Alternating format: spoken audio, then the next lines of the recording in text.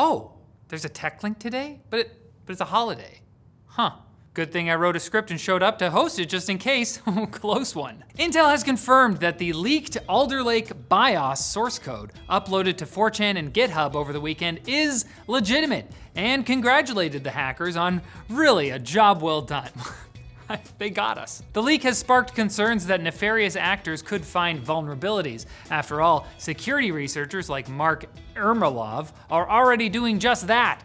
Ermolov discovered the leak contained a private key used to encrypt Intel's BootGuard platform, which may no longer be trustworthy on some vendor platforms. And trust me, this Mark doesn't joke around, unlike the one filming today's episode. He loves jokes.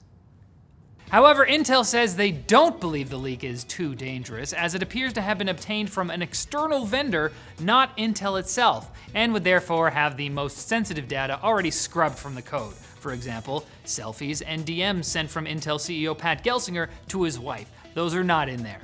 And they probably never were. They would have been super wholesome anyway. I like Pat. He seems friendly. Google just launched new Pixel phones, which means it's about time for some news stories about hardware problems with Pixel phones. Thankfully, this one is not about the new Pixel 7 and 7 Pro, but unthankfully, it involves not being able to call emergency services during emergencies. Reports from Pixel 6 and 6a owners have been popping up describing their attempts to call 911, or its equivalent in other regions, only to have the phone freeze up and not complete the call. Which sounds way worse than Pixel hardware issues of days past, like the camera app bugging out. But Pixels did have crash detection before Apple, so it's okay.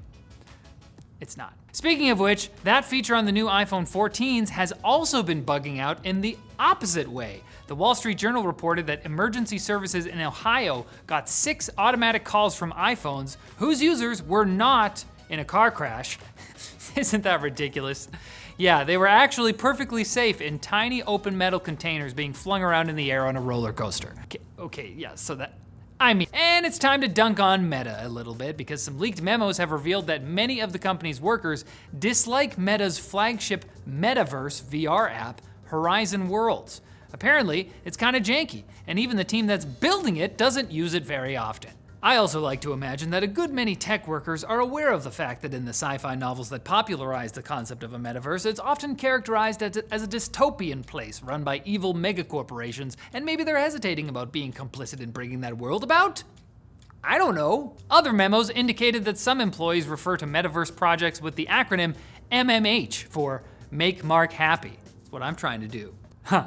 And describe events this year when Zuckerberg wanted Meta to have meetings in VR, forcing many employees to scramble to buy VR headsets, because they didn't have them. Meta's people aren't into the metaverse, but everyone else in the world is gonna fall in love with strapping those things to their face for 8 hours at work. It's intuitive. Now it's time for Quick Bits, brought to you by G.SKILL. If you're looking for a memory kit for your brand new system, G.SKILL has got you covered. Their Trident Z5 and Z5 RGB DDR5 memory kits are designed for Intel platforms and feature Intel XMP 3.0, allowing for easy overclock performance. And if you're on Team Red, G.SKILL's Trident Z5 Neo and Flare X5 series are specifically designed for AMD platforms and feature AMD Expo profiles for easy memory overclocking via the BIOS, which has not been leaked. Look for your next memory kit with G.SKILL at the links below.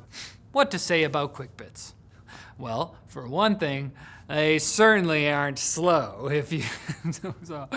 Xbox chief and sly dog Phil Spencer tweeted an innocent photo of his office shelf this morning, only to have the internet pounce on the fact that, what's that at the top there? A prototype of the Project Keystone game streaming device? That was confirmed by the official Xbox Twitter account? Oh, Phil, you fool! You walked right into that one completely accidentally. Microsoft restarted development of the device earlier this year, and its launch date is unknown, but maybe we can count on Phil to keep us updated. Unintentionally. I got you, Phil. Twitter is about staying in your cultural bubble and making sassy tweets about people in other ones, but the company thinks that's too safe. Some users have reported that while screenshotting a tweet, they've gotten a prompt to officially share it instead, supposedly since that way Twitter could log more engagement. Twitter knows that subtweeting is fun and makes you feel good, but they would rather have you confront the idiot that tweeted that stupid thing to their face. Wouldn't that feel good? until the other person retaliates. It would feel good probably. Valve made a little oopsie in a recent promotional video for the Steam Deck by showing an icon for Yuzu, a popular Nintendo Switch emulator. Of course, tons of people use the deck for emulation, but it's probably better not to point that out to the company whose lawyers are constantly sniffing out any whiff of unlicensed use of their software, straining at their leashes like semi-rabid hunting dogs. It's Nintendo I'm referring to here, just so. Anyways, Valve fixed the video, so they should be safe from the Mushroom Kingdom Gestapo. Security researchers from the University of Glasgow.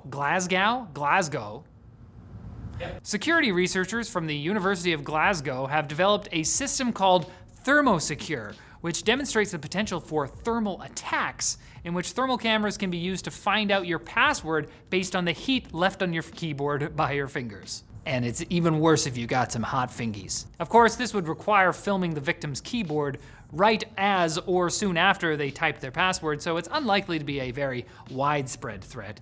But keep your eye out for weirdos hanging around your desk. It's particularly an issue here.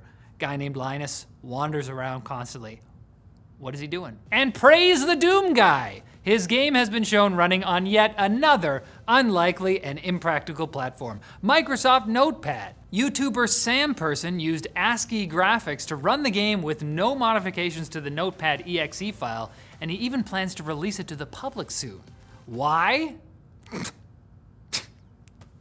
See, that's the attitude that ensures you'll never get Doom running on anything. But I believe that you will come back for more tech news on Wednesday. Maybe I'm a fool.